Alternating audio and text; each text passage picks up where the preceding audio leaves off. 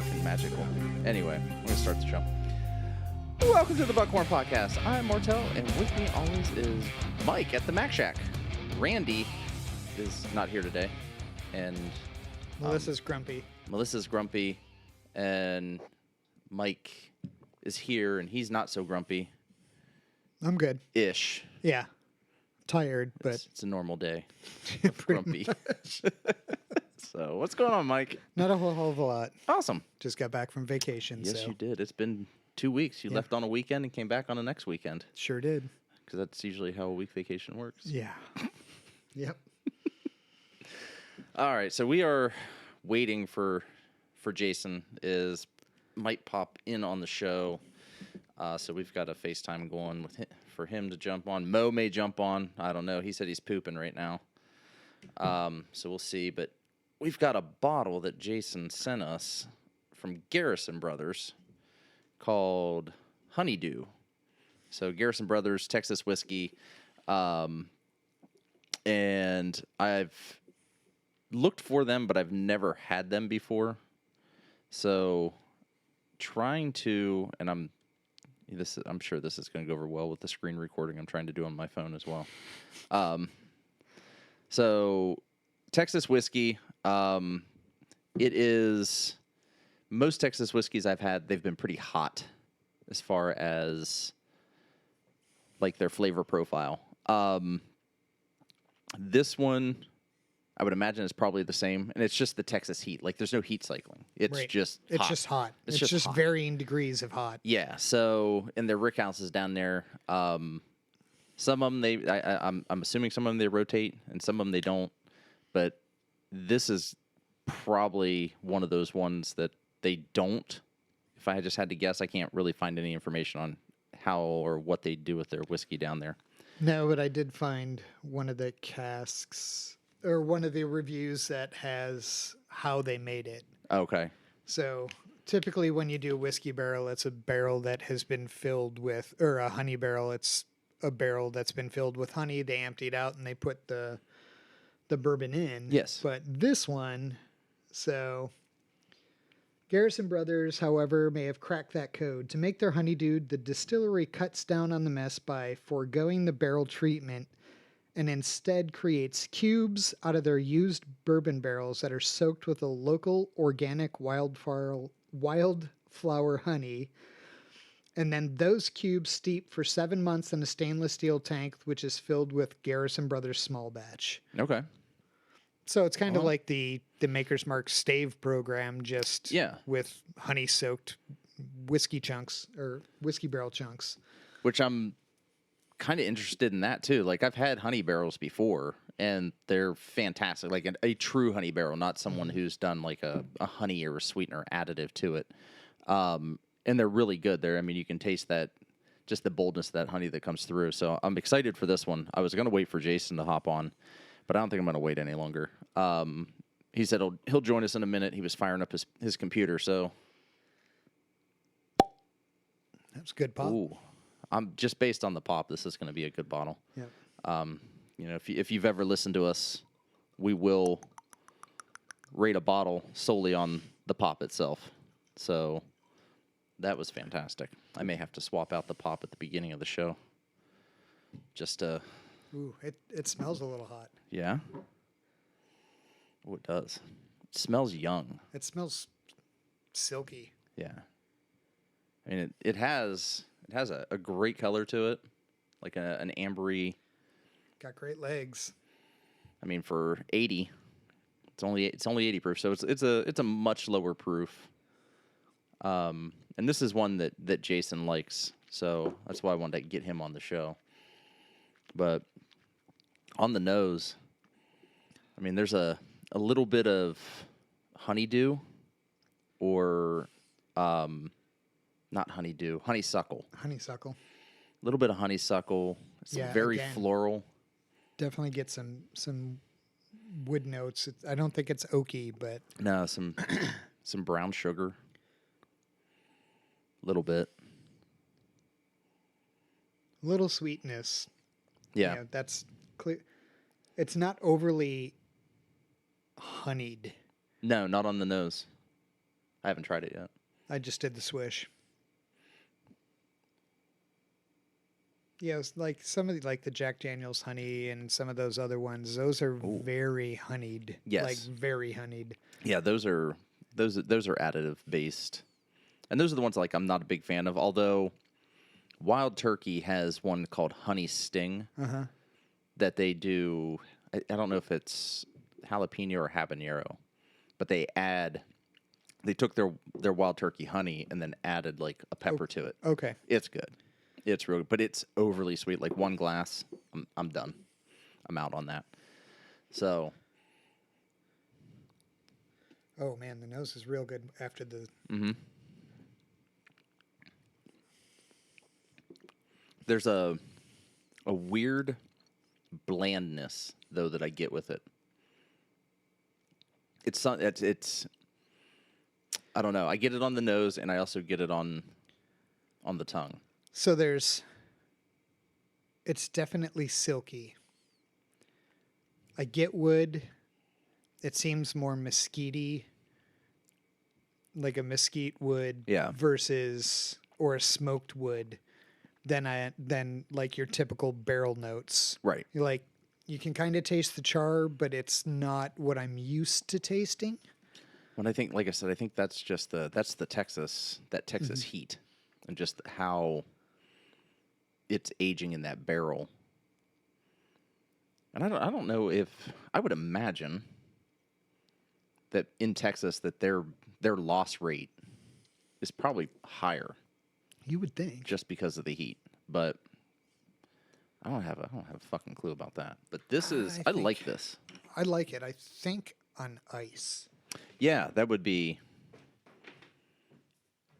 I also wonder what this would be like if we did it as an old fashioned,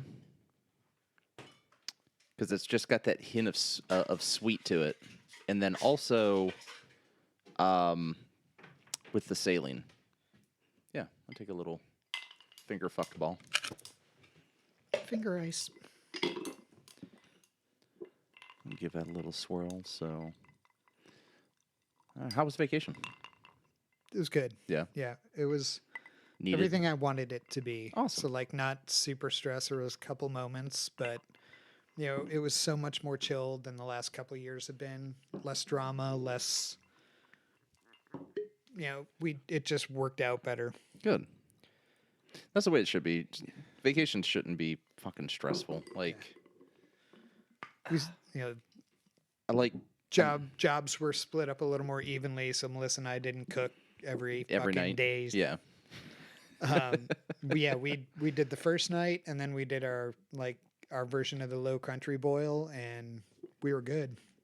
Nice. Yeah, I love a low country boil. I was talking to somebody the other day, and they were talking about how they went on vacation, and it was like super fucking stressful the entire time they were on vacation. I'm like, that's not a vacation. That's not vacation. Like, why? I do like it cold. I like it with it got better. And I'm like, why go on vacation and just be awful? It just fucking suck. And who is causing the problems? Not even like what, who's causing the problems? No, that was one of the reasons that ours was less stressful this year. Oh, I do like it better on ice. But that one note still stands still there. out. Still stands out. Yeah, and I don't know any other way to explain it other than like a bland note, but I don't know what it is. Let me see if I can find some more information here.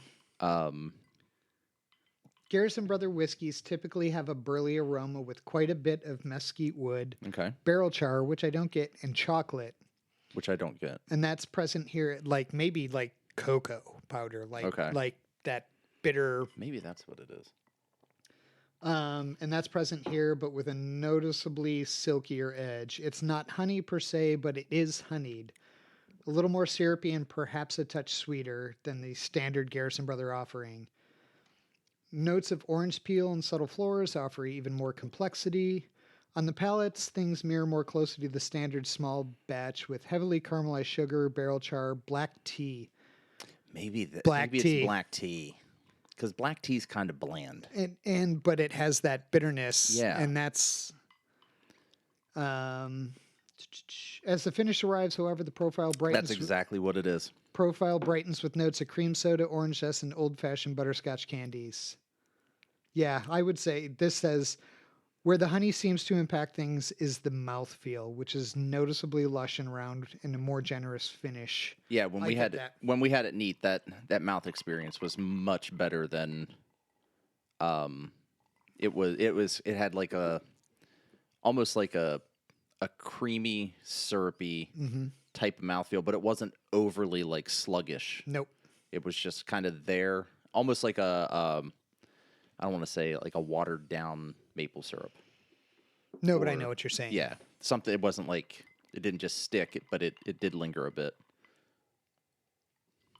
I'm trying to think of like what bitters I would use to balance out that black tea. You know, orange bitters, walnut bitters, or spicy bitters. Ooh, yeah, like a jalapeno. Do they make a jalapeno bitters? I have a spicy bitters, but I don't know. I think I have a couple different ones.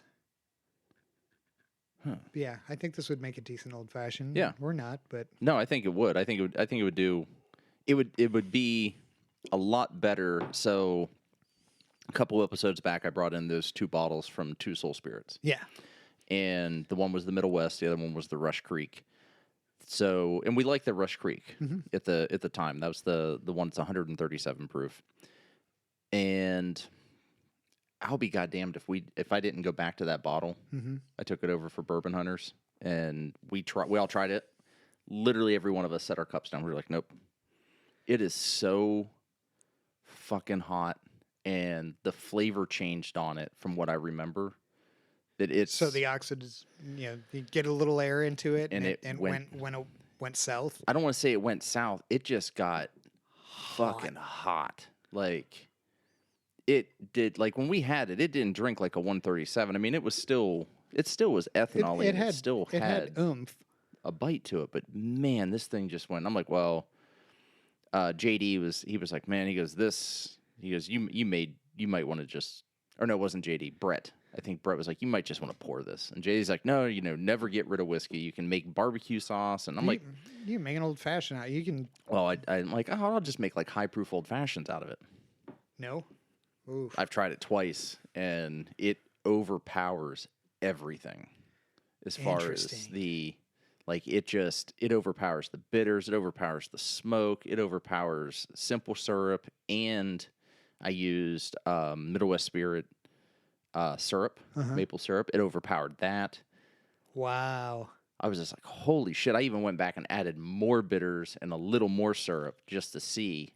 And it just completely it took over. Like, it's almost undrinkable. Someone trying to join? Yeah. Oh. It's not letting me. Who is? New phone, who dis? Let's see. I don't have an option to add people. I just have one active person. And it's you. Maybe they'll try and join again. I'll just, was it Jason? Or you don't know? 330, I think. Oh, Jason. All right, so hold on. Jason's joining. There we go. That would be Jason. Jason. I see him there. I just don't hear him.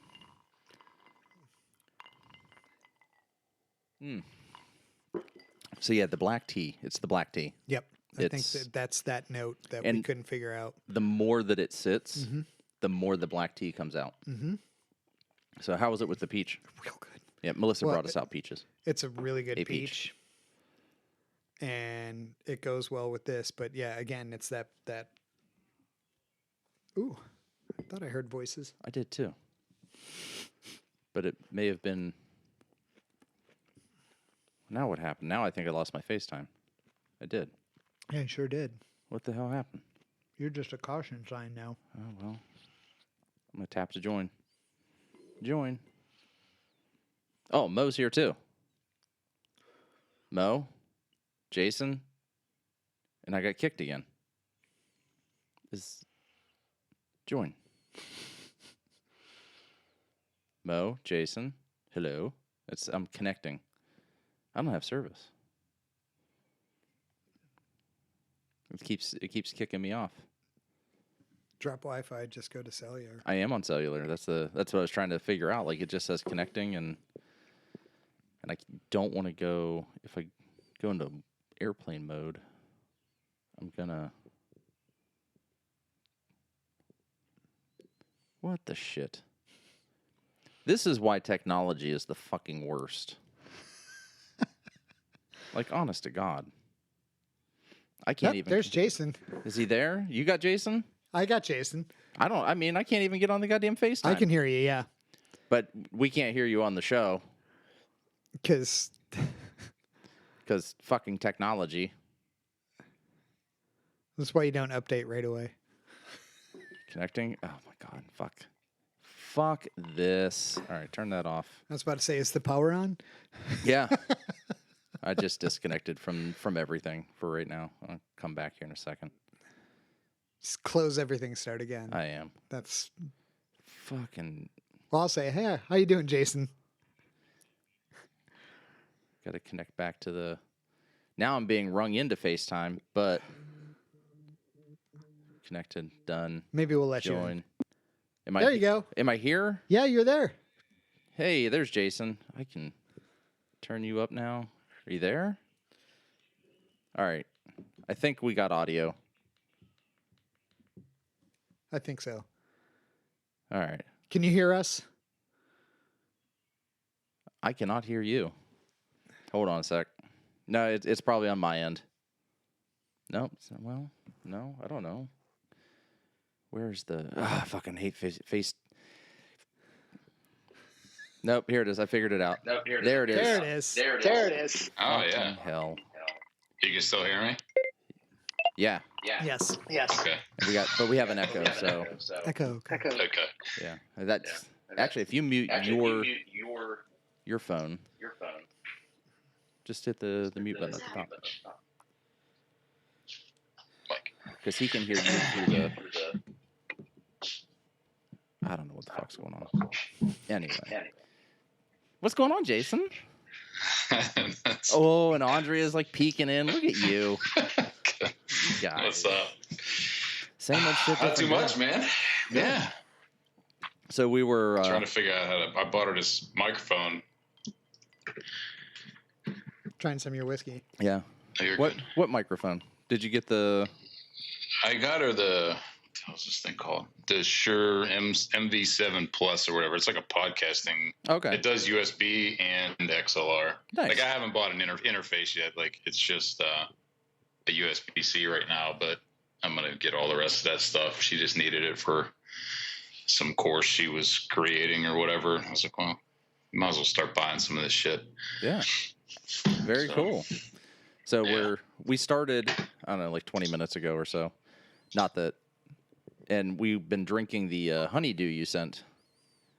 What do you think? I like it. It's a lot different than the most of the usual stuff that we get, with it being the Texas whiskey.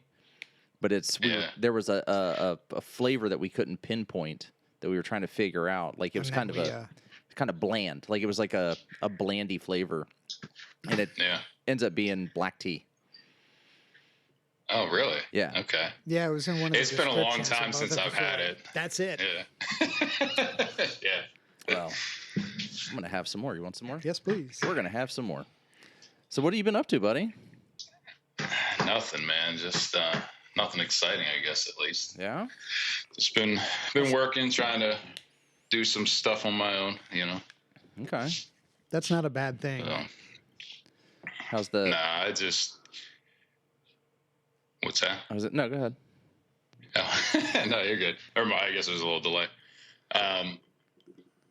Yeah, I mean, I've been kind of busting ass for the last 5 years for a lot of other people, and I figured, might as well, try and do some stuff on my own. It's just running into too many roadblocks and too many headaches and things, and it's kind of one of those things where I think subconsciously you're just like, Like how many signs do you need, bro, to Right. like, go and do something different. So Andre kind of ran into the same thing, and I'm doing the same thing, and it's been working out good. A lot of stuff just kind of like instantly fell into place, which was odd for me. But other than that, like, it's been cool. We're still not doing any racing stuff right now, but just primarily doing pool stuff and remodeling this house for a friend of ours, and Nice. getting a little out of my comfort zone on some of these things, which is good because then I'm picking up some new things and creating a little bit more relationships and stuff. But it's the hardest thing out here, dude, is just finding like good contractors. These guys either just don't want to call you back or they do shitty work. Like it's just the wildest thing. And I can't, being from Ohio, like it was like burned into your brain as soon as you came out of the womb. Is like, everything's got to be craftsman. Well, it's got to be good craftsmanship, and it should be done properly. You're supposed to treat people well. And it's just like, there's so much work out here. Some of these guys just don't care, man. Like, See, and that's fucking sad. Like, but Yeah. I found the same shit here. Like, trying to figure out and find people to do the basement work was a pain in the ass. I ended up using the same guy who did. He's basically a handyman, but he does remods and some other shit on as well. But his bread and butter is small shit. Like, he just racks up dough doing all of these small jobs. And I put him on for the basement and overspent by a fuckload. A little bit. A little bit over budget. A lot of bit over budget. Like $35,000 over budget. But my. that's it. 20 of that's on me. Yeah, I mean, it happens, man. Like, it's, I guess it's kind of funny that you like brought that up, because that's the thing I don't understand about these guys out here. And maybe it is, again, just a product of there just being so much work here and a bunch of people moving here. Is like, I call to do, like, ultimately I can get all these things done. But the guy that we're doing this house for, like, it's a rental property and he wants to try to get it out on the market as soon as he can. I mean, he's been sitting on it for like a year. He's not like breathing down my neck. He's just like, hey, if you think you can get this done in like the next 3 weeks, it'd be great. So I've already kind of like handed off all the drywall refinishing stuff. They had an electrician come in prior to us really coming in and seeing the place. They drilled, like, instead of just drilling out a few holes that you needed to pull wire, they drilled 43 Holy shit. throughout the entire house. So like, I have pictures and shit I should send you, but there's like, each room had like 6 holes in it, 6-inch holes. So like, To pull wire? I went around. Was he just to like just putting to pull speakers can in lights. every room? Jesus. Dude, I'm telling you, it was just like, it was the craziest thing. So like, I knew I'm not that much of a fan of finishing drywall anyway. So I was like, you know what? I'm just going to see if I can find a good guy. And I got lucky, and this dude was cool. It didn't really cost that much for the whole house, and it looks great. They even did like, there's a lot of texture on the walls out here. And so like, that was good. But they have this rickety ass old door in this upstairs bedroom that leads out to like being able to walk on top of the garage roof. Yeah. And he wants to put a better door on there, and something that had like those integral blinds so you can like, get more natural light, shit like that. And so I'm fine to do it. I have some questions because everything out here is stucco. It's not the same as, pulling stuff apart, back in Ohio and stuff, where you might be working with like, siding and cedar and things like that or whatever. But I just was calling around to see if anybody would just come put it in. Like, I don't care what you're going to charge me for it, but like, are you interested in coming and just putting this door in so I can work on some other things? And like, everyone I've talked to so far is like, not worth our time. You're a little bit out of our area, and we don't do any work unless we sell you the door first. And I'm like, well, okay. I'm like, if somebody called me to just do a small job, like, figure out what's worth your time and bill them for it. And if they're good with it, then just do it. Like, yeah. But it's just not the mentality out here. It's so weird. It's just, I think a lot of it is people just don't want to work. I mean, I don't want to work, but I have to. But I think it's just like people they think they can just get by with doing, the bare minimum of a job. So like, it's like the guy that did my basement. Like I said, his bread and butter is just small shit. Like, that's all. He just does a bunch of small shit, and he's got one client some multimillionaire, owns a bunch of fucking cabins down in Hocking. And so he's always busy with that guy's shit. And that guy is priority. Like, because he overcharges. That's kind of how this guy is, yeah. Yeah, I mean, well, Rob he has told me, he's like, I overcharge him. He's like, I had to drill a hole that was, I think he said it was 46 inches through a wall. Like, he had to go through brick, through drywall, like, to the other side of a room to pull a wire. And he charged him $650 to run that wire. That's probably not that bad, actually. I thought it was. I'm like, holy shit, $650 to drill. Like, he's like, yeah. He goes, it took 30 minutes to drill through the wall. He's like, because most of the wall was brick. He goes, and he had to have a TV on this brick wall. Yeah. I'm like, fuck, okay. Yeah, that's honestly not. I don't know, man. Maybe it's a hair high. Depends on how much total time it took him, but like, it's probably not that bad. And if this dude's we're in a similar situation with this guy where like he has a ton of rental properties and he has a house of his own that he bought here in Paradise Valley dirt cheap years ago. That's going to be worth a ton of money at some point. I think it is right now and it's not even finished, but we had the same conversation with him. Andrea primarily has, like, she's been kind of managing the whole thing, which is how I fell into this thing. She's like, "What, do you want to do any of this instead of me going to try to find contractors?" She's like, "At least, this guy knows you're going to do a good job." So then that's what kind of started the whole ball rolling. But she had the same conversation the other day. Is like, look, I'm also in the middle of like spinning up my own, pool equipment and electrical business and stuff out here, which I know I can get work from. And, I said, but we haven't done any marketing or anything like that. Like, I just have stuff that's just kind of naturally coming in for you, whether it's from referrals or different things like that. I'm like, is the best. But if you don't want me to, I'm like, we're like, if you want us to always make sure we can prioritize what you're doing, like, we just won't throttle up, all that stuff. Cause like, I'm not really in a position to hire a guy right now. Like, I need to get a lot of stuff like sorted out first. But it's basically the same thing. We're just like, well, we can just keep working on all your stuff, man. But like, you gotta give us some kind of guarantee, and then I'll turn other stuff away. Cause like, this he's a good dude. He doesn't really question a lot of stuff. He just has good conversations with us. He always pays his bill on time, which is really weird for me to deal with. Like, so like, he doesn't shit all over, what I'm doing and me wanting to do things like, properly. Like, so. Well, this isn't racing, so. It's, oh God. Yeah. It's crazy because, dude, like, I miss being out there. Like, they're at Road America, like, this weekend. But, like, there's so much of it that I also I dread, like, ever being a part of again. And it's a constant battle all the time. Because, like, if somebody calls me, which they may by this fall, like, that they want to go for next year, we'll do it because it's always going to be short season stuff, like, at least right now. Yeah. And I enjoy a little bit of it, but it's like, man, when that's the only job you have and all you are is on the road, like, it gets to be miserable, man. Like, it's just not, it's not what I thought it was, man, when I first got into it, but I'm glad I did it. But I think, I don't know. I think when you first got into the racing stuff, you got in with a team that already dysfunctional from the get-go. Yeah, let's put it lightly. Yeah, from the get-go. Like, I mean, I heard their horror stories and I was there personally for some of it just for one day. And he had limited exposure with them, and it was like, holy shit. And it was just like, fuck, like, just, seeing the interactions and then also hearing on the radio just the interactions between the driver and the engineer and mechanics, and it's just like, Jesus, I don't understand how this is even a team still, like, how they're still in business. A lot of motorsport and I've told Brandon this plenty of times, like, a lot of the mentality around in motorsports is they know that it's a job that people want to go do because it's cool, because you can make a pretty good living, man. It especially depends on what team you're on. Yeah.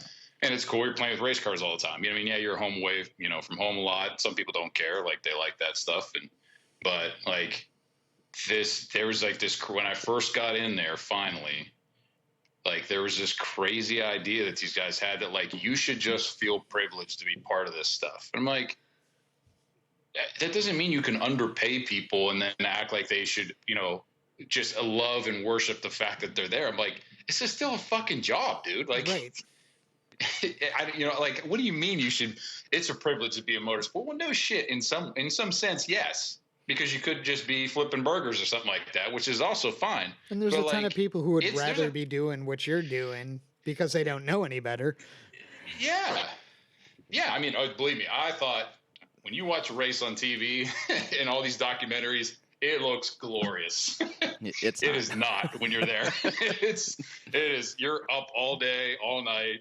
You're hardly sleeping at all. You got schedules you got to meet all the time. You got, if you don't get on a team with good customers, and you get these shitheads that just because they have all this disposable income, they think you're a peasant. Like, it's the craziest stuff. And like, I dealt with it my first year with those guys because I was like, well, I felt like it was like a rite of passage. If I can get through this year, foot in the door, then now I got a foot in the door, and now I could go. And I was just trying to do it as a hobby. But holy shit, man. Like, I paid my dues for sure that year. And then the next team was good, but it didn't have the longevity to stay. Like, they were just kind of, I think the owner was kind of on his way out anyway.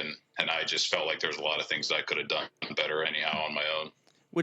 And that team, it's unfortunate. Like, the owner could have been on his way out the door. I mean, I think he still has the lease on the building too. Yeah. He could have easily just let you take over. He didn't even have to, he could have funded it for a bit to get some clients in there to start funding things so that it wasn't coming, 100% out of his pocket. But he still could have, that still could have worked out. It's also, we had that conversation like at VIR because that's like where the shop's. We had the conversation. Yeah, and he's just like, he's like, I want to start doing some different things with my family, and which like that stuff's all fine to me. Like, he's been in racing for a while. He spent a shitload of money. Like, was ready to move on to something else. But he's like, if you think you and Andre want to take this thing over, and he like laid out like 3 different ways. He's like, I can just set pricing, and I always bring the money in, and you get paid a certain, cut of it or whatever, and you don't have to worry about any overhead. He's like, or you guys can set the pricing, and then you just got to pay me, the overhead or whatever, and then eventually down the road, maybe you can just take everything over, all the equipment, everything. Yeah. And I was like, well, I would like to have that conversation, and he's like, we weren't going to talk about it that day because I didn't think the season was going to be over at the end of the race. And then like, so then that ended up being a disaster with Dom. And then we got home, and 3 weeks later, I got an email. It's like, yeah, so I'm just going to shut all this down and turn it into a race shop. So you guys are only employed effective until October 30th. Yeah, I was like, cool, man. It's whatever. I think the downfall of that one was the selling of the Porsches. Like, bringing in the Lamborghini, bringing in Lambo was fine, but the selling of the Porsches, I think, kind of started that downfall. Like, I don't think he should have. I think he should have kept them, and maybe it would have stuck around a little more. Or, maybe he shouldn't have moved out of state instead of being, 10 minutes from the track. He's, 4.5 hours from the track. He was way, 8 hours from the track. I think that I'm sure there's probably some of those pieces. I know him selling all the cars and stuff was just kind of a way to try to. A buddy of his screwed him out of a lot of money. Oh yeah, that was working for the team. That for a little while, like, I got blamed for. I'm like, dude, I don't even have access to this shit. Like, the fuck are you talking about? Like, but I think between that and then we just had such a bad year with customers. We kind of had 2 bad years in a row, but like at least the year before, it was just that the kid just didn't drive great. He drives really good now. Lost a shitload of weight. He's in shape. He drives great for another team, but like. We got the problem child version of him the year before, but way to break him in. Yeah, exactly. But like we just it was too much. Like and then the customers that we had all year long, man, for 23 was you couldn't pick a worse crop of human beings to run cars with. Like, it was just the worst ever. And I don't, I have a threshold, man, where if you're shitting on my guys or somebody I care about too much, like, I don't necessarily ever let it go, but like, we'll just ignore you for the most part, man. When you just will not let it go, like, eventually I'm going to bite you. Like, and that's just the way it happened. And yeah, that guy was like, fuck this dude. Like, he was just, piece of shit relentless about the way he handled things. Oh, yeah. He was not. I told you he wasn't happy to see me at Laguna. Oh, no, you didn't. When I just went and kind of. Oh, I didn't tell you. No. Oh boy, yeah. I thought maybe after a year. I mean, I don't know why I thought. I guess because me, I think after a little while, I'm just like over it. You know, it's time to move on. Yeah. And not for him, no. So like, gas on the fire. We had a massive blow up, but I mean, it was his fault. He was just terrible to the guys, and he was trying to manipulate them, all kinds of shit. But like, you know, and then Andrea got involved, which is not good because she'll kill you. Like, oh yeah, I've seen it. But we kicked. I mean, we kicked him off the team in front of everybody, and we made it a little bit of a scene, man. Like he was sitting across the way in this stupid go-kart thing that he bought, or golf cart thing that he bought, while we were tearing apart his car to take all the shit off of it and take the setup out of it and everything, and then just like pushed it off to the side and was like, "Here, like get the fuck out of here." But he was a terrible dude. Like he was such an asshole to people, and these guys aren't getting paid hundreds of thousands of dollars to do this kind of shit. Like some of them are lucky if they're making a couple grand for being on the road for a week or something like that. Like, yeah. You know, like, and that's pushing it really, actually, like, you know, but so it was too much. But anyway, you know, you let all that, you blow that off. It was a bad day. I had all the support in the world from the guys, you know, at the top and everything. And we got rid of them. And so then over the course of the next year, like you think that like that stuff all dies off. And like, I had no intentions on even going anywhere near him. Cause like, I'm just not a shit starter, man. Like if I got to fight you, fine. But like, I'm not a confrontational guy. Like I'm not interested in wasting my time with that shit. And like me and Cam were walking together just down the pre-grid, not even looking at anybody's cars. We're actually walking to his car, and just from a distance, it had to have been 100 yards. He's like this out the window, like he's waving his middle finger. Like, I mean, he's already full suited, strapped into the car, and you know they just have those tiny little square windows on the driver's side. Yeah, and his finger's just out there, driving glove and all. He's just like, fuck you, like. So like, Cam and I looked at each other. He's like, is he pointing at you? And he just kept doing it. Like, and I'm like, what the fuck? Like, so we just keep walking. So Cam decides to instigate. So he goes over and he puts his hand around his finger and he starts like backing it off or whatever. So then like, I thought maybe he was just fucking around. So like, I like kind of leaned over and I looked in the window and he is fucking like, his head was on fire. Purple. Fuck you fucking piece of shit. Like just, that's all he could say. And then I was like, oh, is that for me?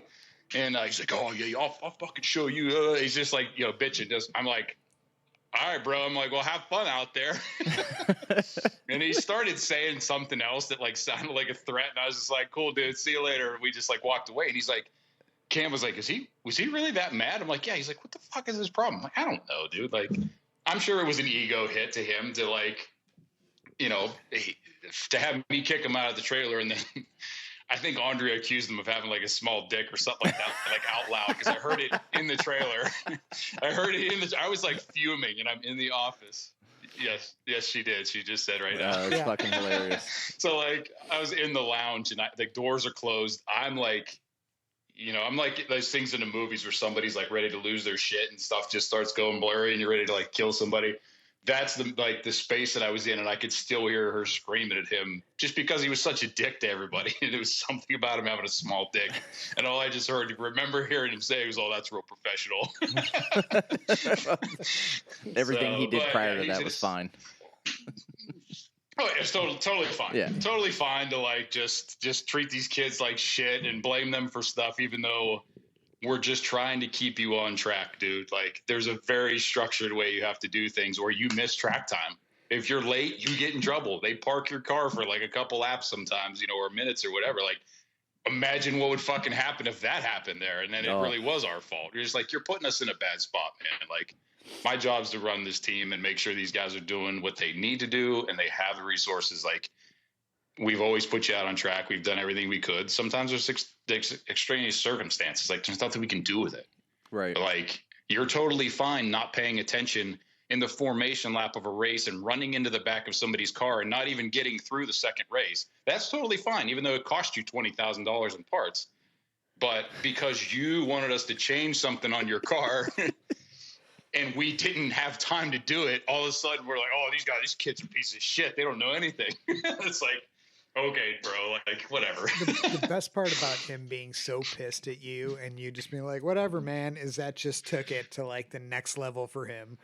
Oh, yeah. Oh, yeah. And I think he wrecked in that race, too. I mean, he usually doesn't do that well, but like, he just, like, the guy, he has all the potential in the world. I mean, he's not a great dude. He's definitely, he's got some issues, but like, he's successful. His parents have been in the restaurant industry for a long time, and he's got his own nightclub things and a ton of money, and like, good for him. But like, I mean, him and I would have conversations. I would try to do one-on-ones. Like, I was really trying to professionalize things with the team to try to keep it together because I cared about these guys having jobs. You know, I didn't want them to have to keep looking for a new team every year. Yeah. So like, I would do one-on-ones after these races, and I'm just like, you know, so it was him and I was like, you got to tell me what you need, man. Like, because one minute everything's totally fine. Like the same day that this whole blow up thing happened, and he's telling me how he can't stand being there. He's not happy. Like that morning, he's like, dude, you know, it'd be sweet is like, we should take the whole team go-karting.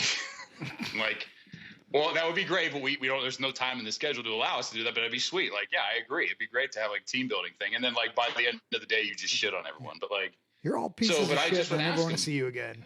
Exactly. Yeah. Till tomorrow when we like, go karting. You know, but he hated the owner so much that it just blanked everything else out. It didn't matter. Like he couldn't get past it. And I'm like, well, I don't know if this team's going to make it to next year. I said, I'm probably going to attempt to go out on my own. I'm like, dude, if you want to go racing, just help me bankroll another trailer or something. And like, we'll take you racing next year and you don't have to worry about, I'm like, I don't really know what all your venom is, you know, for Rob anyway. Rob's always been good to me. I said, so I'm not going to ever fuck him over, but like, we'll go. I said, I'll just take you out on your own next year.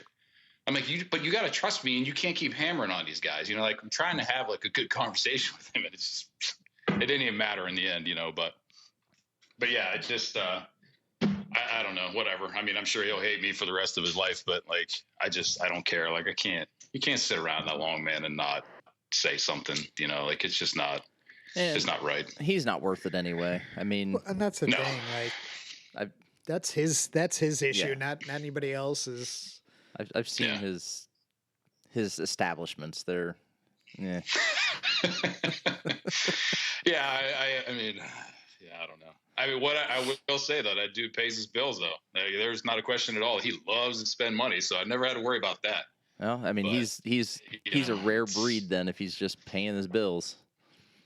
Because everything else I've heard, it's like pulling teeth out of a lion. Mm-hmm. So yeah, it's not the most fun. I mean, like I said, I do enjoy being part of motorsport, but it's rough. So we'll see. I hear you. So how's everything? So you're doing that. Let's get off of racing so Randy doesn't get upset when he listens back. Yeah, he's probably rolling his eyes right now. Although he says he doesn't listen, right? If he's not on, he does. Well, he listens if he's on. Yeah, we can do that. Yeah. Yeah, he listens if he's not on. That's what it is. Yeah. I'm going to go ahead and pour your whiskey, too. I'm going to take your bottle. I'm going to pour your whiskey. Fuck you, Mike. I handed it to you. It's not like you snuck behind my back and grabbed a bottle. Yeah. I know. So how's the pool stuff going? Because that's where you started with pool stuff out. Well, you moved out there to start with a car company that won't be named. Unless you want to name him. Oh, see, I was going to name him. Oh, McLaren. Well, I don't know. Mike take offense to that. Yeah. Mike's car company fucked you over. No, I almost bought the McLaren Jack Daniels collaboration bottle today. You should have. I'll take that. I mean, look, I still like their cars and stuff, man. I think if I ever had the money, I probably would maybe try to buy one, but I would try. I mean, but then I don't know. I still look at the Corvette and I'm like, fuck, it looks like a McLaren. And then like I see one driving down the road, I'm like, oh, and then I'm like, fuck, it's just a Corvette. Fucking Corvette. Yeah, I don't know. I'm all over the place on the new Corvettes. Although the Z06 looks pretty nasty. I'm sure that thing is a monster.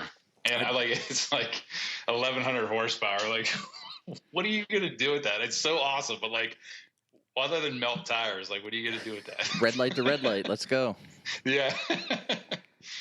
We're out of milk. I got it. Yeah. yeah. I'll be right back. Well, I'm never coming back if I go out for milk. Yeah. I thought that was cigarettes. Yeah. Milk and cigarettes. Yeah. But so you moved out there for McLaren, and then ended up kind of getting fucked on that. Yeah. And then it was just a mess. And you and Andrea had been dating prior to that. You were still living here in Ohio, and then you guys got married and out in Arizona after you moved out there. And so you started with the pool stuff, and you'd mentioned that you're trying to get your own, like, essentially pool company off the ground now. So how is that going? I mean, it's going pretty good. Like I said, we haven't put all the work that's been flowing in lately has just been like a lot of referrals and stuff, either from just friends that needed some stuff done, or, I mean, I've also had like a couple really oddball, although I think I did find out where the one lead just came from, but like I had a couple just weird, like random people like reach out and they're like, "Hey man, like heard you did this, this, and this." Like I even had that old Porsche 928 like in my driveway for a little while I still to this day have no idea how this kid found me. The people that he said referred him to me, like none of it really makes sense. It was just like this random thing, but it came at a good time because I was in the process of like pulling away from these dudes that I was doing work for. And, I just kind of needed something to fill in a gap while I figured out what the hell I wanted to do, Right. And so like it was just like some of these random things just like came out of nowhere, but I mean, I don't have problems with customers. I try to make them, feel comfortable and know what's going on, and try to over communicate with them a little bit, whether they're my customers, somebody else's, just so they know they can rely on somebody. And so a lot of that's kind of turned around and come back to where people have called for things and stuff like that. So it had its very slow progression kind of moving forward, keeping busy. This thing, picking up this remodeling stuff has been pretty cool.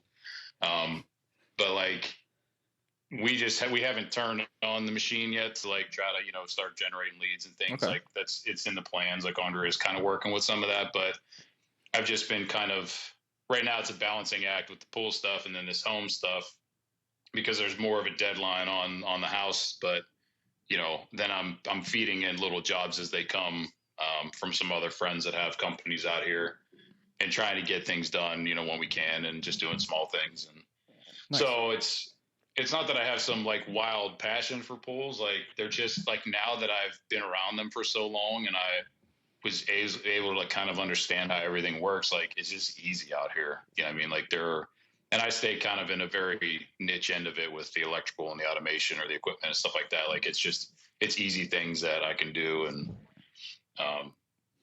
so, I mean, because obviously I'd rather have like it's a pool. Yeah. Well, I think everybody, they're everywhere. Yeah. I was gonna say everybody in your neighborhood has a pool, right?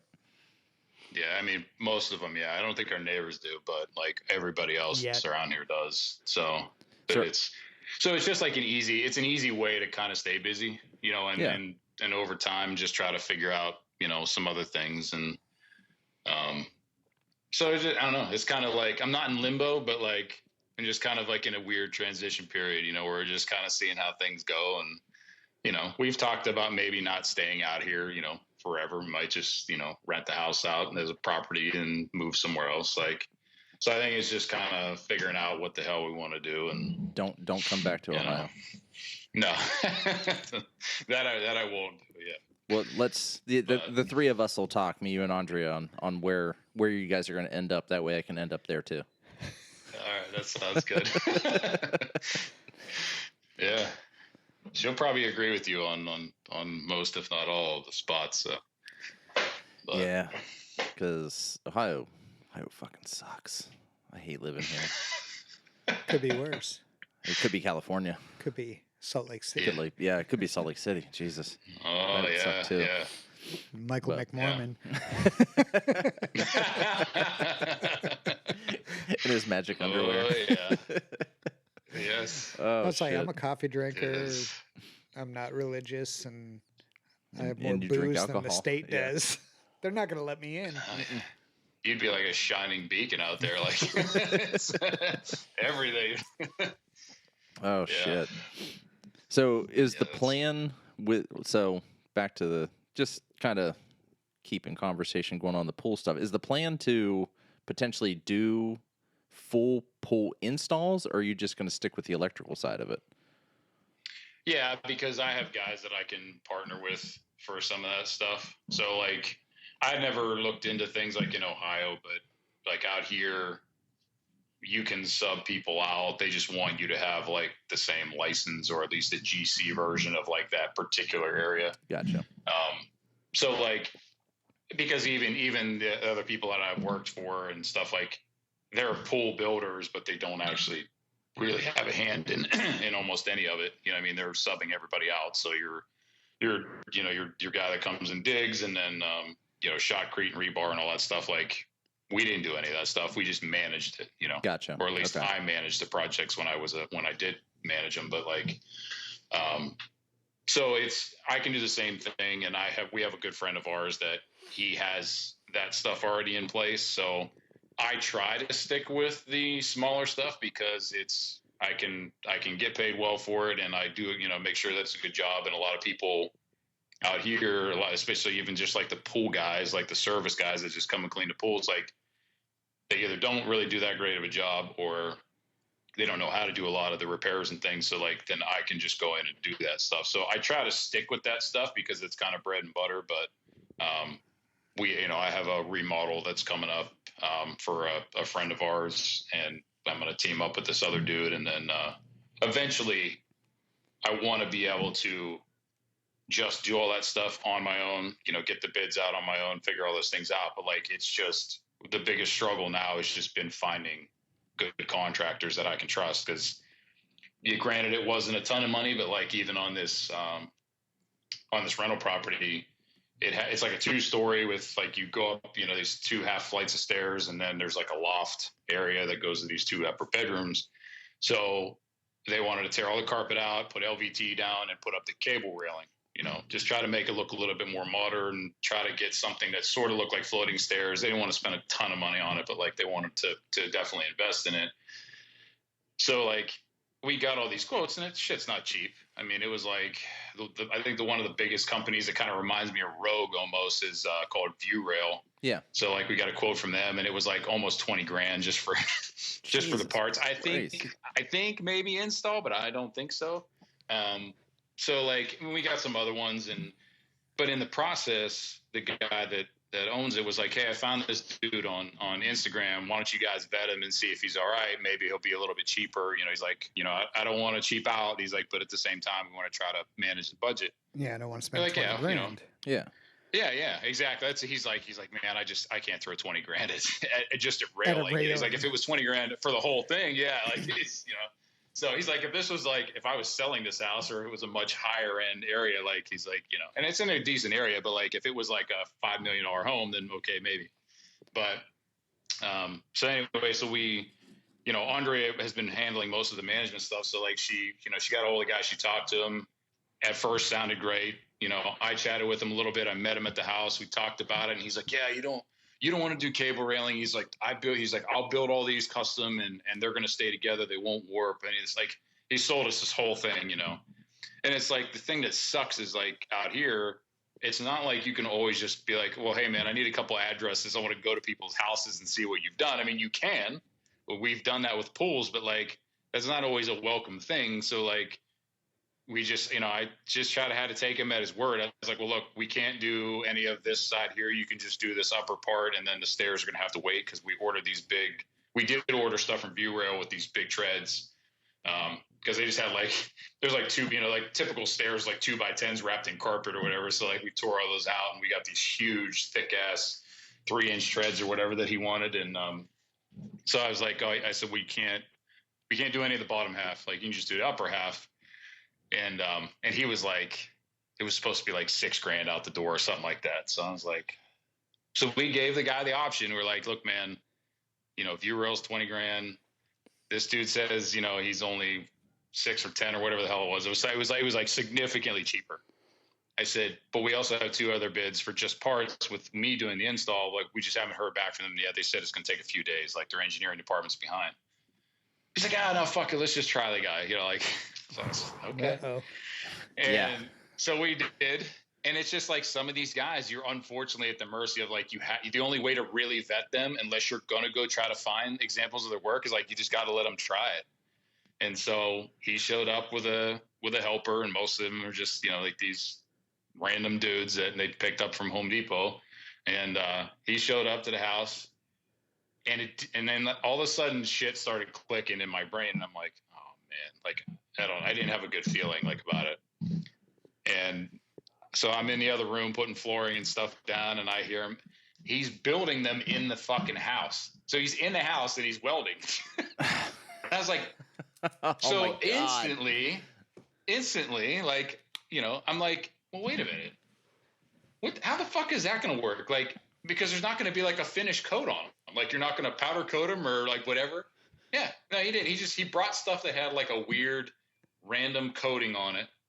He welded. He uses rod, like metal dowel rod instead of cable. Oh, he's a stick welder. Like, yeah. Which? Well, no. Yeah.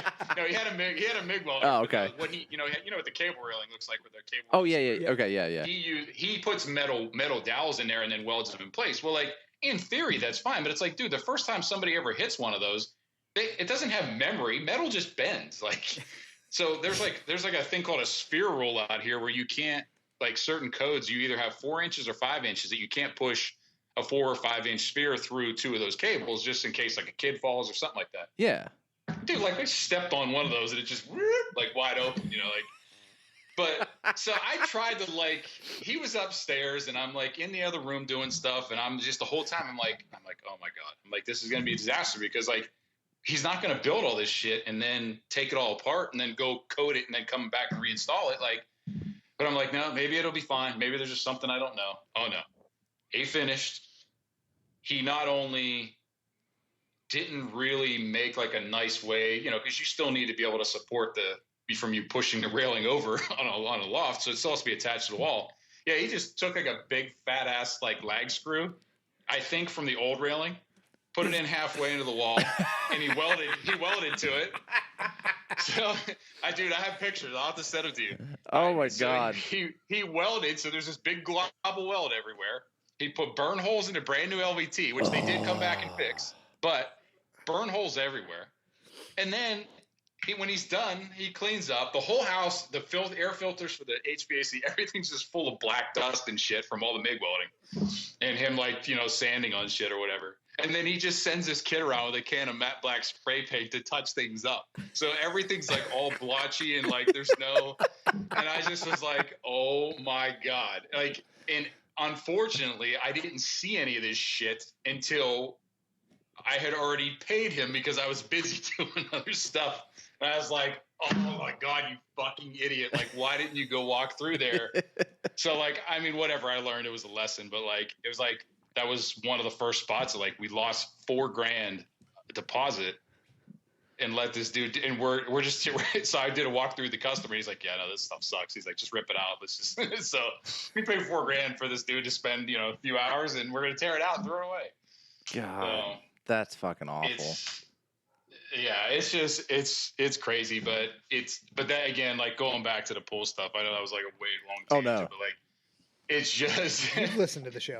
It's so hard to find anybody, man. Like, you know what I mean, that you can trust, because like these are massive projects. Like, what are you going to do if somebody does a terrible job of like, let's say somebody digs a hole fine, they put rebar in it, and then you get some yo-yo to come in and do a shotcrete. What are you going to do then? Like, who's going to pay for all that? And most of these guys, they'll just disappear. So like, then you get stuck with the bill. You know what I mean? Like, so it's like that part of it makes me a little bit nervous. So that's why I kind of like team up with these other guys that have better guys in place. Because ultimately, like, this is not a passion of mine. Like, it's something I can do. It easily was something that came off the back of me being, you know, an electrician for a long time. Like, so it was just like kind of an extension of that. And I just got good at it, and I understood it and understood how to set things up properly for the customer. And that's why, like, when you were getting your pool done, I was asking you like all those questions and shit. Like, just so people know, because there's a lot of things you can do with them, and some people just don't care. They spec you out some shit on a bill, like, here's the bid, and they don't really ask you, well, how did you expect the pool to function? Like, what if you have a bunch of water features and nobody ever really asked you, like, hey man, do you want that to be on while you're in the spa, or do you want this and that? Like, you have to build and plumb these systems in a certain way, and then the automation can kind of take over and do certain things. But like, we have it's just, it gets crazy, man. Like, you have to pay attention to it. I wish I could have afforded to do water features and have some other things when I put that pool in at the old house, because it was just like the basic bitch of pools. It was, here's a fiberglass shell. It has an in and an out. Or it has, and there's some water in it. Yeah, and there's some water in it, and it has a sump pump pit. That's the best kind, though, dude. I'm telling you. I'm done. But no, these pools out here got like 3 and 4 pumps on them and 7 filters, and and then some of the these nice thing about big that houses. It's crazy. There's less to fix. Yeah, in my case, there was nothing to go wrong. There was nothing to fix. We had an evaporation issue. Other than that, we thought there was a leak at some point because we were losing water. Like, we lost, I think, like an inch and a half in one day, which doesn't seem like a lot. Oh, really? But we lost a fuckload of water in one day. But it was also like, for a week straight leading up to that, it had been like 90 degrees. Like, it was the only time we had the pool that it reached 90 degrees, and it was for like a 3-day period during that week. Yeah. And like the last day I looked down, like, our water level's way the fuck down. And so, did you guys have an autofill on that thing or no? No. Okay. And that's all these pools out here have them, because shit evaporates out here right away. Yeah, you're evaporating water daily. So, but no, it didn't have an autofill function on it, and because threw a hose in. I made the mistake of the pool had a sump pit and a sump pump in it, so I just threw the sump pump in and threw the hose into the pool. Yeah, I shouldn't have never done that. I could never get the fucking. I could never get the gravel that was in the bottom of that sump pit. Like, it has like almost like it gets pasty. And I could never get that shit out of the pool, no matter how much I'd vacuum, but then I'd go down with the fucking hose in my hand and like try to suck this shit up, scraping it off the bottom of the pool. Could never get it out. And now I don't have a pool anymore, so I don't have to fucking worry about it. Now it's not your problem. Yeah, now it's not my problem. But so speaking of that house, so today the Lexi's high school, the football players and the cheerleaders go around the entire district collecting money for the boosters and or not for boosters, but for the organization. And she drove by. They went by our old house, and she goes, "It's so sad, Mom." She goes, "It's so sad." She goes, like, the whole front garden that you guys took care of, like, it's completely overgrown. The sidewalk, you can see from and keep in mind, the house is 200 feet off the road. She's like, you can see that the sidewalk is completely overgrown. Like, all of that fucking antique brick I put in as a walkway, she's like, it's all overgrown. She's like, oh my gosh, all that purple fucking carpet flower bullshit you put in, like, it's everywhere. No, it's everywhere. They're not maintaining any of it. And so the funny thing is they put in this, they put in an outbuilding. So they have this garage that's twice the size of the house that they put in, which they have a boat in it or something. Well, they have a camper, but if you don't fall under agricultural, you can't put something on the property bigger than the square footage of your house. This thing has got to be 3 times the size of the house. Like, it's got to be a 6,000 square foot building. The only way I can think of that he got it approved is because he works for Kubota. So he's got tractors and all kinds of other shit. So he's like, oh, well, I put my tractors in here. But I'm just like, well, you'd think a guy who worked for Kubota would take care of his yard. Nope. Lexi's like, the yard, she goes, the grass is fucking purple. That's how high the grass is. She was like, it's purple. I'm like, well, I mean, it fits in with your neighbor now. Yeah, I said, guess what? Not they're my best problem. friends. No, they're not. That's the best part. I am sure they are not. But not your circus, not your monkeys. Yeah, not my problem anymore. But the best part is, well, one of the things. So the lady who used to live in that house, the house next door, I built my house. So the lady used to live in the house next door. She is like into gummies. Like she is into ordering cannabis gummies and THC gummies and everything. Well, she accidentally had a package sent to the old address. She can't figure out how, but because she was probably high as shit when she did it. So she ordered a package. It got sent to the other house.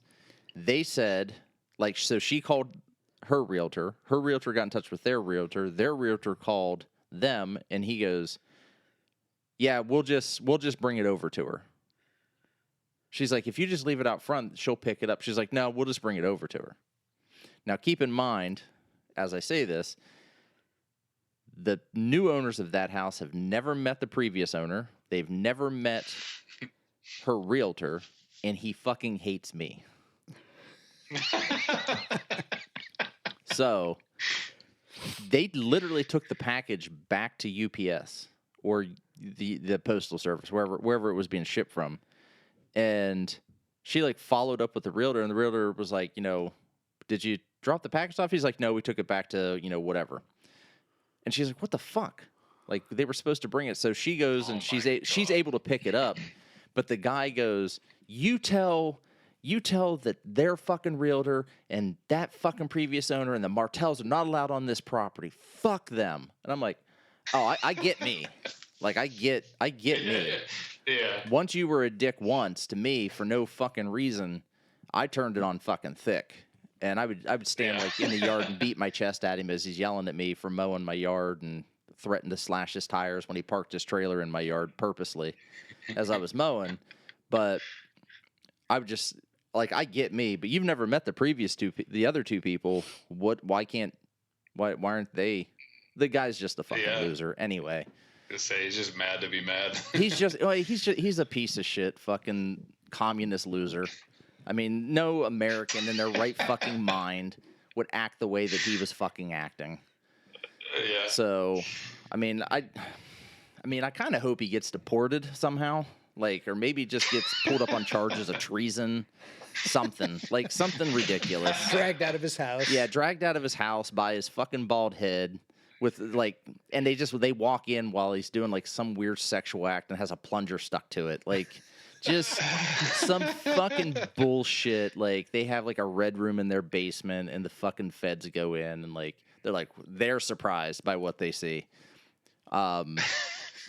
So, not maybe like you could like if he gets deported, you could like be the one who drives like the van to the border. Or oh, something that like I would. That. Just be like, "Hey, what's up, dude?" I'd be like, "Hey, buddy." And signs waving as he goes by. Yeah, just you know, fuck that guy. Like. Enjoy Venezuela. God, send him. Send his ass to like Singapore, where if you spit on the ground, you get fucking caned. Like someplace more ruthless than like Venezuela, or just someplace where there's just like if you commit like the littlest fucking crime, you get fucking beat. Like, I'm glad you don't hold grudges. No, not at all. Yeah. I don't hold. I mean, I don't wish ill on anybody, but shit, I hope he breaks a leg.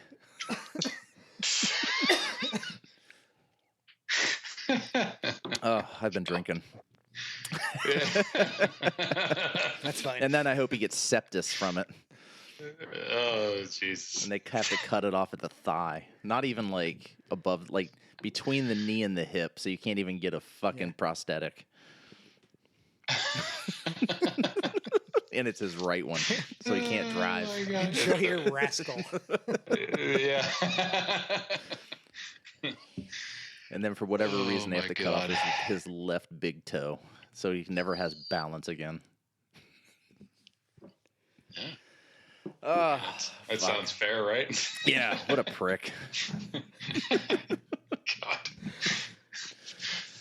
Now that we've taken that dark of a turn. Yeah, well, shit happens. I enjoyed it. So did I, to be honest.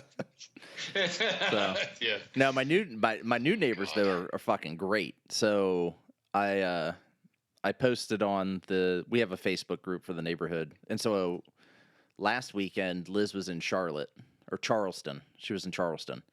And I just was like, it was Harley and I, because Lexi was off at a friend's house. And I just told her, I'm like, hey, do whatever you want tonight. You know, if you just want to hang out in the living room, whatever, watch a movie, that's cool. I'm inviting the entire neighborhood to our house. She's like, what? I'm like, I'm inviting everybody over. She goes, do you think everybody's going to show up? I'm like, no. Probably like 3 people are going to show up out of 80-some, 90-some people. So I put out that I was doing patio pours, that I was going to be sitting on the patio, drinking whiskey. And if anybody wanted to stop by, they didn't have to bring anything. I'd have plenty of bottles, and everything was open game. 2 people showed up. 3 people showed up. So one guy lives across the street, and he's a whiskey guy, and he works like night shifts.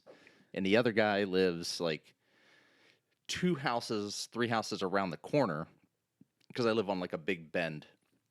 So he lives like, I can see his house from my backyard. So he can literally like cross my backyard right into his. He comes over with 4 fucking bottles. He comes over with like ambitious. Yeah, he comes over with like a Knob Creek 18-year, I think an Elijah Craig barrel proof, and then 2 others that I don't remember. And he's like, yeah, just go ahead, have whatever you want. I'm like, well, there's some shit over there. And so he's telling me like about his, I don't want to call it a collection, because he's the same way we are, like opening everything and drink it. So he's like, he goes, yeah, I got like 250 bottles sitting over there. He goes, my wife's told me that I'm not allowed to buy anymore. He goes, but man, I haven't really been listening.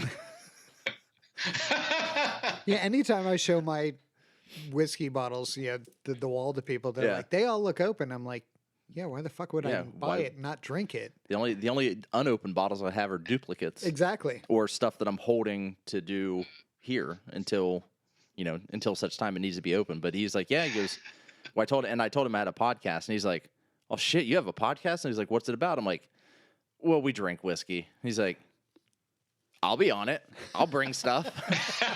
Yes. I'm like, cool. He's invited. Right. I'm like, I said, we'll figure it out. So fucking hell. So yeah, for whatever reason, no one had ever thought about getting together to drink whiskey in my neighborhood. That is so foreign to me. Like, my family tailgates flea markets. Right. Like, well, I mean, I grew up white trash, so we drank at every event. Like, you drank outside the high school at a football game. So when we go to concerts and Do you stuff, guys we have stuff in the car, so when everybody's trying to get out of garages and traffic's bad, we're just sitting there with beers and food, just like waving at the people, like waiting for that traffic to die down. And that's you. That's really smart, man. Yeah, super just smart. Waiting to be the last to leave. I mean, might as well enjoy it instead of sitting in the bullshit traffic. So you were gonna ask something, Jason? Oh, I was just you bringing that up, just about like neighborhood stuff, like.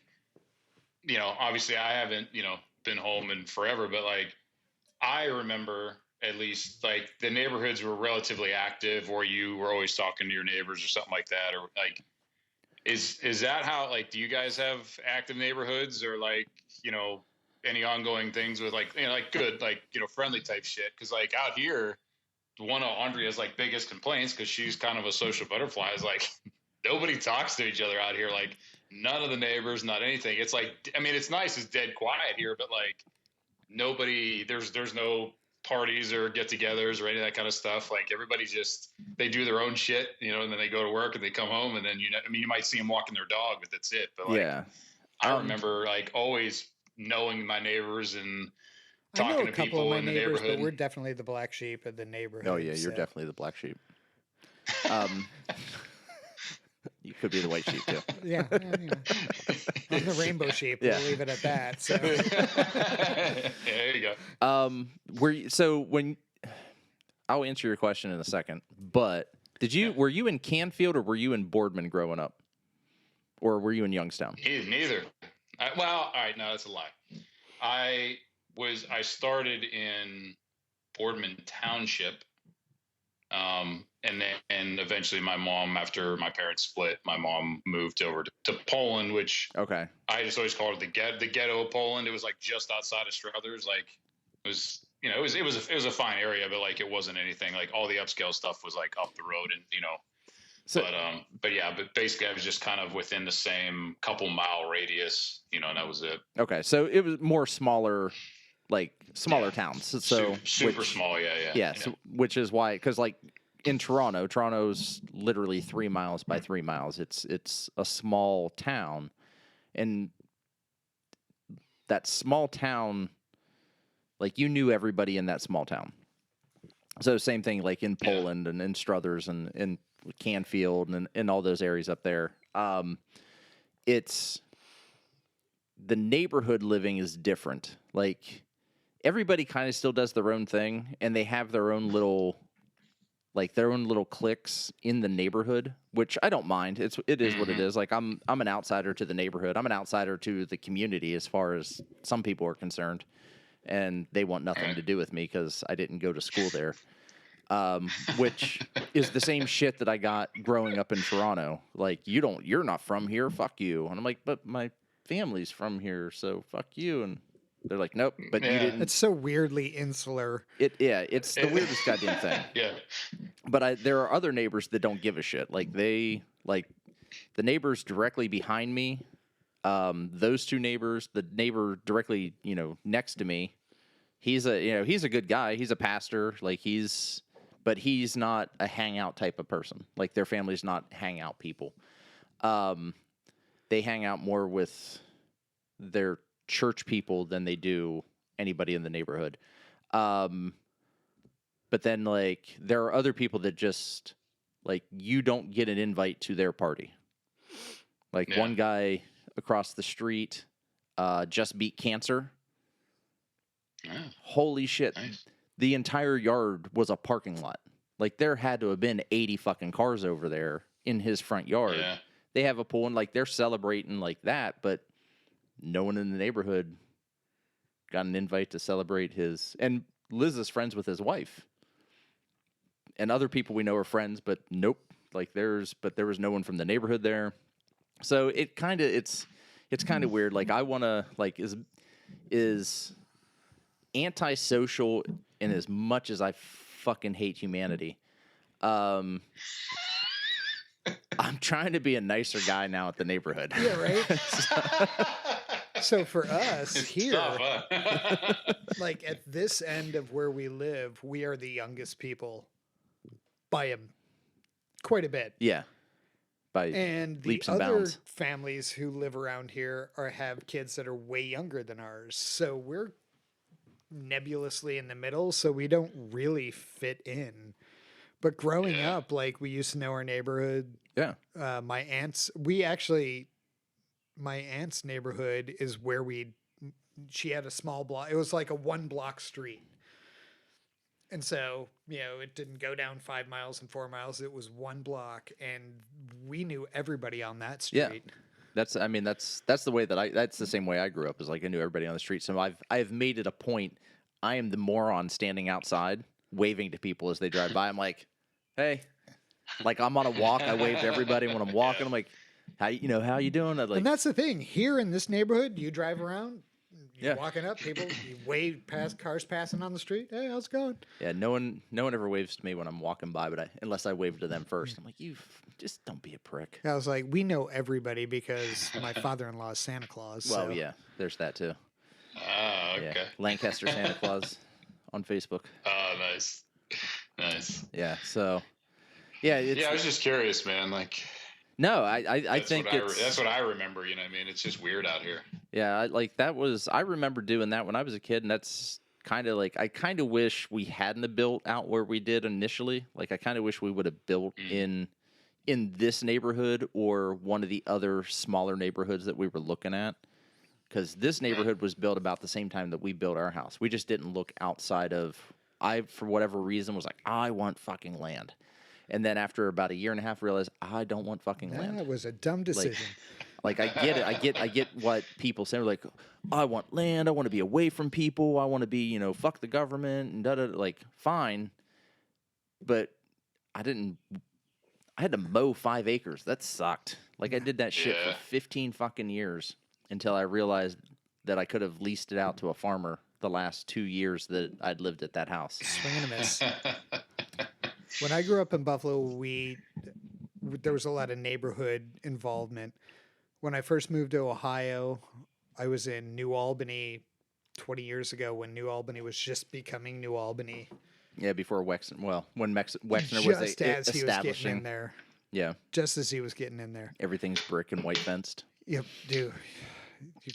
Garage door had to be a certain color. Mailbox you had one of 3 choices. Yeah, New Albany's one gigantic HOA neighborhood. Pretty much. And then moved to Reynoldsburg, it was a little bit more like that. When we moved to Minnesota, every house that we lived in there welcomed into the neighborhood. Yeah. Like huge community there.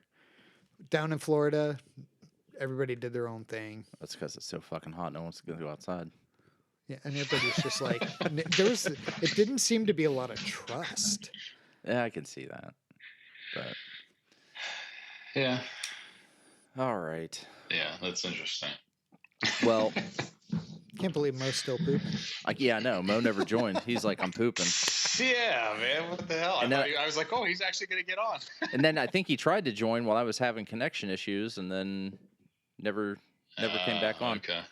But hey, so this Garrison well. Brothers, I enjoyed it. It was Yeah. really good. Like, we tried Cool. it neat. We put it on ice. It was really good. I think we're gonna experiment with it a bit and see what we can't do with it as well. And I'd never had.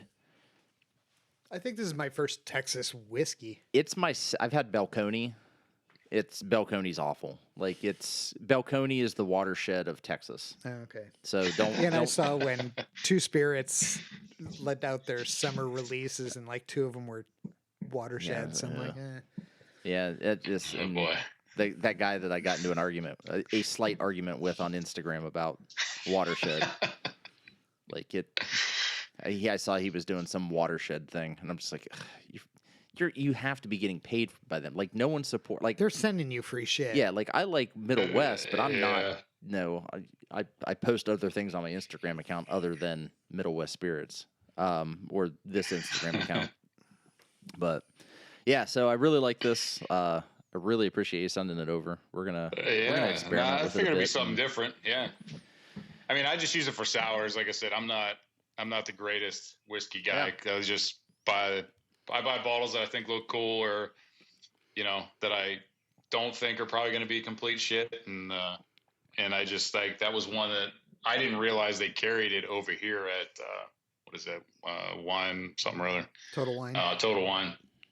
Yeah, but they had it. They had a bunch of different ones, but like that one, like I like the sweeter type stuff anyway. So I was like, I'll try it out, and I liked it. So that's I figured like I knew you guys had quite the gamut of different things. I was like, well, I wonder if they've had any of this Texas shit. So It's not even figure out. available here. Like, they seem like a great company. You know what I mean? So yeah, I mean, I did look them up a little bit,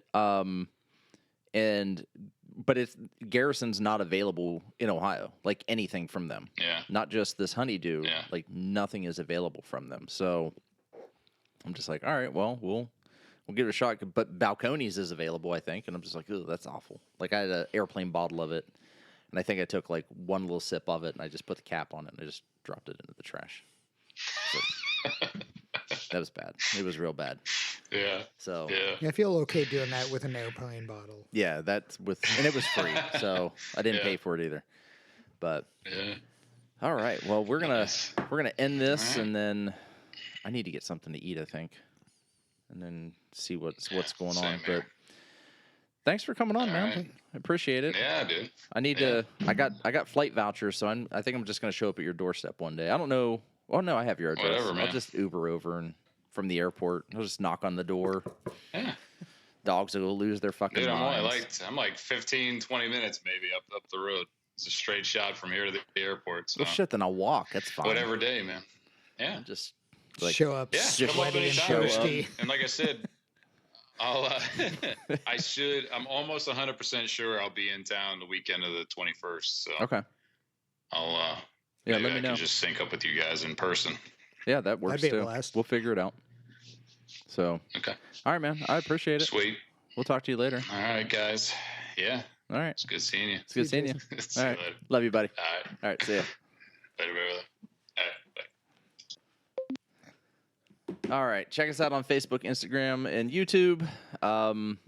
For Mike and Jason, I'm Jason. Martelle, and we're out. Peace.